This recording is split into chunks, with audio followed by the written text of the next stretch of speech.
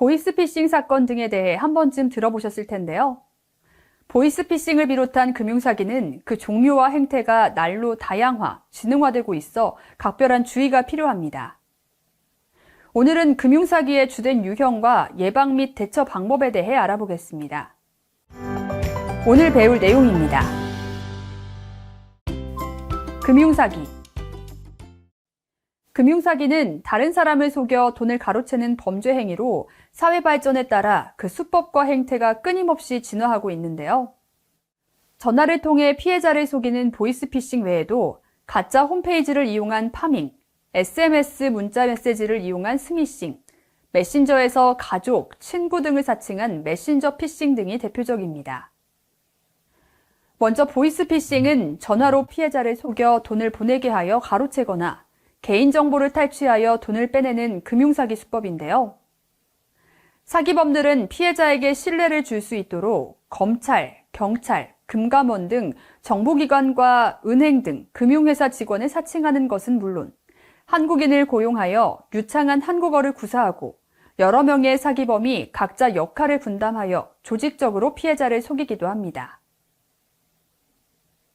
이 과정에서 피해자가 보이스피싱임을 눈치채지 못하도록 피해자 휴대폰의 사칭기관의 전화번호가 표시되도록 조작하는가 하면 범죄 연루, 자녀 납치 등 거짓된 이야기로 피해자를 당황하게 하거나 저금리 대출, 신용점수 상승 등을 도와주겠다고 유인하여 현금을 건네받거나 대포통장으로 송금할 것을 요구합니다.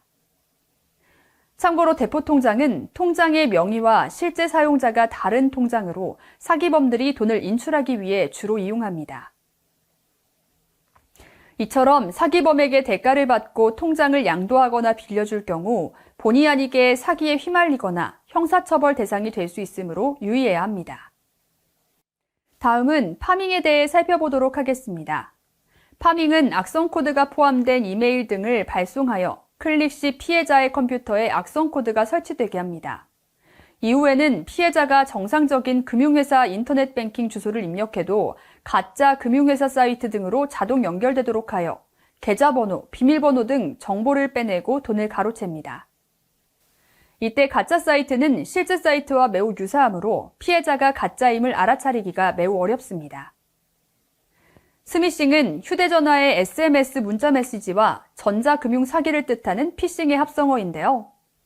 돌잔치 초대장, 청첩장, 택배 안내 등 우리가 별 생각 없이 클릭하는 제목의 SMS 문자 메시지를 발송하여 피해자가 동 메시지 내의 링크를 터치하는 순간 소액 결제 등을 통해 돈을 빼가거나 개인정보를 탈취하는 금융사기입니다.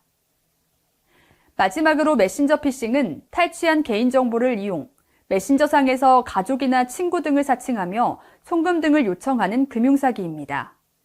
주로 소액을 요구하는 경우가 많아 당사자는 피해를 당했는지도 모르는 경우가 많은데요. 휴대폰을 분실했다며 모르는 번호로 메신저로 연락이 올 경우 먼저 직접 당사자와 통화하여 본인이 맞는지 확인하는 것이 좋습니다. 금융사기 예방 및 대처. 몇 가지 사항만 주의하면 보이스피싱 등 금융사기를 효과적으로 예방할 수 있는데요. 금융감독원에서 발표한 금융사기 예방 10가지 주의사항을 간략히 소개해드리겠습니다. 우선 전화로 정부기관, 금융회사 직원이라며 송금을 요구하거나 전화, 문자로 대출을 권유하는 경우 보이스피싱을 의심하여야 합니다. 또 자녀 납치, 협박 등의 전화를 받은 경우 당황하지 말고 가족의 안전부터 우선 확인합니다. 계좌 비밀번호나 금융거래 정보 입력 등을 요구할 경우 보이스피싱 가능성이 높으며 가족 등을 사칭하여 송금을 요구 시에는 먼저 본인과 직접 통화하여 본인 여부를 확인하는 것이 좋습니다.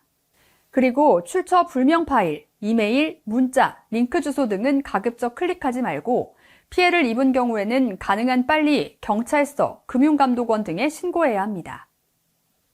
보이스피싱 피해를 입을 경우 가능한 빨리 피해금 환급 신청을 하시는 것이 좋은데요. 먼저 사기범이 돈을 인출하지 못하도록 은행이나 경찰에 해당 계좌의 지급정지를 신청하고 3영업일 이내에 피해구제 신청서를 지급정지 신청은행에 제출합니다.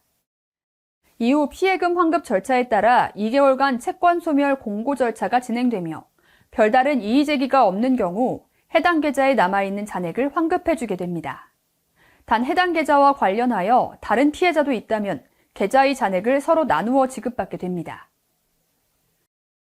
마지막으로 최근 금융사기 수법이 매우 치밀하여 알아도 막상 현실에서는 피해를 입는 경우가 많은데요. 사기범들이 어떻게 사람들을 속이는지 직접 체험해 보시면 피해 예방에 도움이 될 수 있습니다. 금융감독원은 우리 국민들이 사기범의 목소리 등을 직접 들어볼 수 있도록 보이스피싱 지킴이 사이트를 운영하고 있는데요.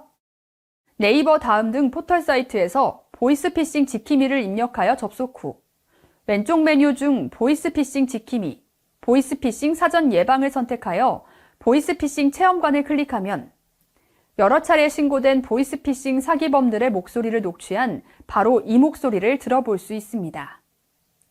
이 밖에도 메신저 피싱 체험관, 불법 금융예방 콘텐츠 등 다양한 자료들이 올라와 있으므로 참고하시기 바랍니다. 오늘 배운 내용을 기억해 보세요.